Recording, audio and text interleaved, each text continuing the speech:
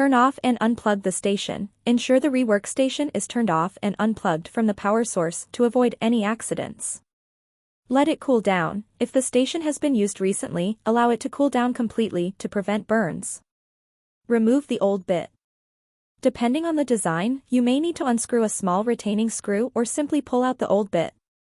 Consult the user manual for specific instructions related to your model. If a screw is present, use the screwdriver to loosen and remove it. Install the new bit. Insert the new bit into the appropriate slot. Ensure it fits securely. If there was a screw, reattach and tighten it to hold the bit in place.